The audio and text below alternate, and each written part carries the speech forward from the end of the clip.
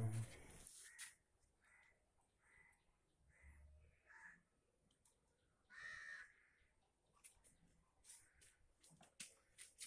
नहीं रहा ना, पीछे पीछे नहीं रहता।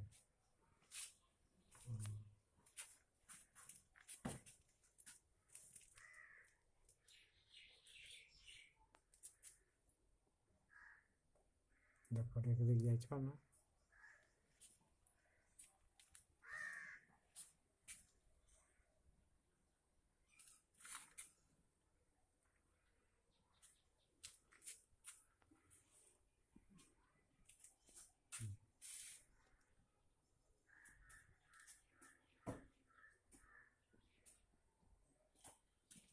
बोलिए, आइए आइए।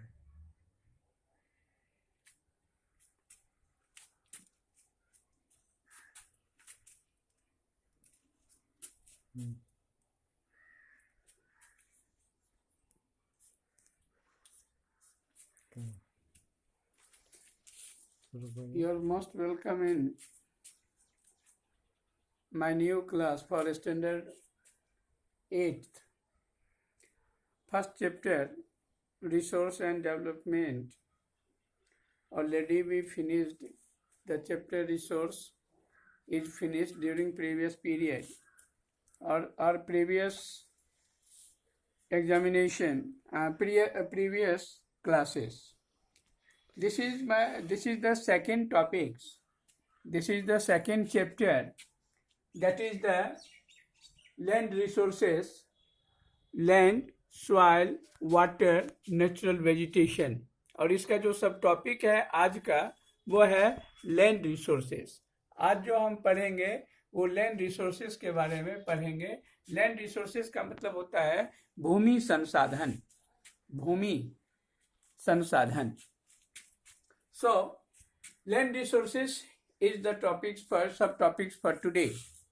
In this regard, we understood the land, what amounts of land resources are found on global level, on a broad level. If we imagine the data of the land resource, availability of land resources, then we find that approximately whole the earth, 71% parts of the earth is belong to water. Only 29% parts of earth is belong to land. So approximately land are available on the earth is approximately 30% parts. Means only 30% parts of the earth is covered by land. And in this 30% parts which converted into 100%, so then only 20 to 30% parts of the earth is habitable. It means यदि 30% हिस्सा जो है वह जमीन cover करता है, तो 30% हिस्सा जमीन को, टोटल जमीन को 100% में यदि कन्वर्ट करते हैं तो उसमें से 20 से 30% जो है वो हैबिटेबल है, मतलब वहां पर लोग रह सकते हैं, मानव के रहने के लायक है। अब क्या कारण है कि ये जो 70% हिस्सा जो है वो रहने के लायक नहीं है? क्योंकि वहां पर रियूज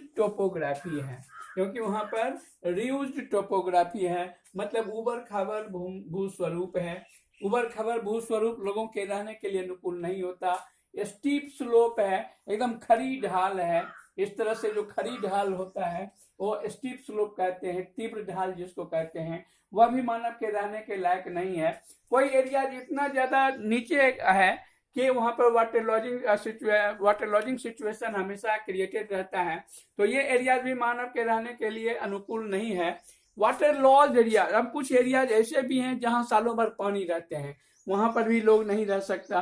कुछ एरियाज हैं जहां डेजर्ट्स हैं, तो डेजर्ट्स में बालू चुकी रहती है, टेम्परेचर बहुत ज्यादा रहता है, तो वहां पर भी लोग नहीं रहते।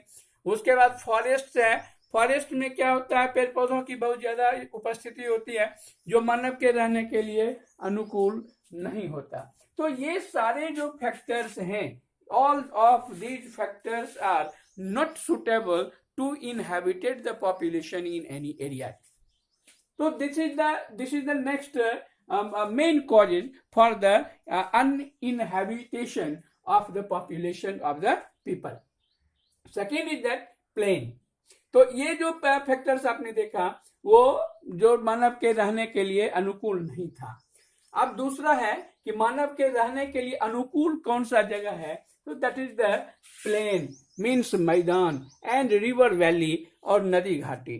बिकॉज अब river carried the fertile soil and deposited them on plain region and make the plain and river valley.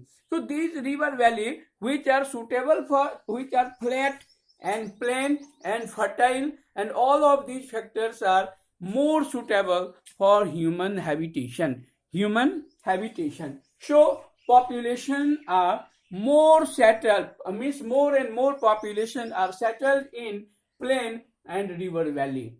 Approximately in the whole world, approximately 70 to 80% population are set up in plain and river valley due to fertile soil, flat surface and flat land.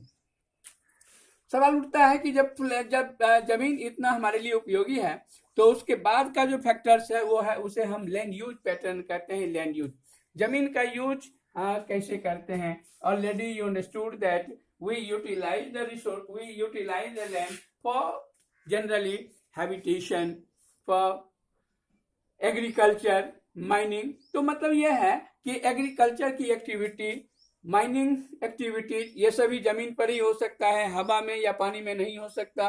Forestry, वानिकी, पेड़ पौधे, one जो है जमीन पर ही हो सकते हैं. फिर हाउसिंग कॉलोनी जो डेवलप किया जाता है, हर जगह अपने घर बनाते हैं लोग, जमीन पर ही बना सकते हैं. रोड बनाने की बात है, जमीन पर ही. मैन्युफैक्चरिंग इंडस्ट्री चलाना है तो जमीन पर ही. तो ये सारे एरियाज जहां पर मानव जो है अपने जीने के लिए यूज करते हैं, तो इस पर्पसेस के लिए जब हम जमीन का यूज करते हैं तो ये जो प्रोसेस है वो जो है लैंड यूज के रूप में टर्म करते हैं. नेक्स्ट जो है, अब लैंड यूज को प्रभावित करने वाला जो फैक्टर्स है वो फैक्टर्स जो है is determined by the topography. मतलब ये टोपोग्राफी पर डिपेंड करता है. टोपोग्राफी का मतलब होता है भूरूप, स्थल रूप. मतलब वो कहीं ऊंचे ऊंचे माउंटेन है, कहीं प्लेटो है, कहीं प्लेन है. तो माउंटेन पर और प्लेटो पर खेती नहीं हो सकती. सॉइल है, सॉइल फर्टाइल सॉइल यदि है, if fertile soils are found in any region, so that is the suitable for agriculture. फिर क्लाइमेट, नेक्स्ट इज क्लाइमेट है, तो climate is also suitable. Suppose intensively hot conditions are not suitable for human being, so approximately in hot regions no any people or very few numbers of people are settled. On the other hand, where moderate temperature are found, moderate climates are found, that is suitable for habitation. Because of moderate का मतलब होता है ना खूब ज्यादा गर्म ना खूब ज्यादा ठंडा. तो ये जो मॉडरेट क्लाइमेट है वो सुटेबल होता है.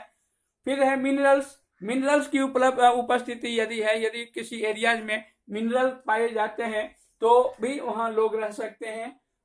और वाटर की अवेलेबिलिटी, ये सारी चीजें हैं. और वाटर नहीं है तो ऐसी सिचुएशंस में भी लोग वहां नहीं रहते हैं. तो वाटर, क्योंकि वाटर एक बहुत ही इंपॉर्टेंट थिंग्स होता है सोसाइटीज के लिए, पीपल के लिए. So yeah, this is the determinant for human habitation. फिर है उसके अलावा ह्यूमन जो फैक्टर्स है, जैसे पॉपुलेशन, लोग जितना होगा वो जमीन का उतना यूज कर सकेगा. लोगों की टेक्नोलॉजी जितनी बेटर होगी वो जमीन का उतना यूज कर सकेगा. लोग एजुकेटेड होंगे, शिक्षित होंगे, तो जमीन कैसे का यूटिलाइजेशन करना है ये भली बात वे समझेंगे. तो ये सारे जो ह्यूमन फैक्टर्स हैं, ये ह्यूमन फैक्टर्स भी किसी भी लैंड यूज पैटर्न को प्रभावित करने के लिए सफिशिएंट है. अब वर्ल्ड की कुछ कंट्रीज ऐसे हैं जहां पर लैंड यूज का क्या पैटर्न है, तो वो सेलेक्टेड कंट्रीज है जिसमें ऑस्ट्रेलिया है, ब्राजील है, कनाडा है, चाइना है, इंडिया है, रशिया है, यूके है, यूएसए है। ये वर्ल्ड के ये सारे कंट्रीज हैं। और इस कंट्रीज में जो वाटर लैंड यूज का जो पैटर्न है वो क्या है देखते हैं। क्रॉप लैंड में कितना परसेंट है, पास्चर लैंड कितना परसेंट है, फॉरेस्ट कितना परसेंट है, अदर यूज के लिए कितना परसेंट जमीन है। तो ऑस्ट्रेलिया की हम बात करते हैं तो ऑस्ट्रेलिया में क्रॉप लैंड मतलब जहां पर फसल होता है, फसल उगाया जाता है। तो ऑस्ट्रेलिया के केवल 6% पार्ट्स पर जो है वो फसल उगाया जाता है। 56% पार्ट जो है पास्चर मीन्स होता है चारागाह, तो 56% पार्ट्स पर चारागाह है, 14% पार्ट्स पर फॉरेस्ट है, और अदर यूजेस के लिए 24% पार्ट्स जो है ऑस्ट्रेलिया में यूज होता है अदर यूजेस के लिए। अब आइए दूसरा कंट्री ब्राजील है, जहां 9% जो है वह क्रॉप लैंड है और 20% पास्चर लैंड है, 66% है फॉरेस्ट है, 5% है जो अदर यूज के लिए है।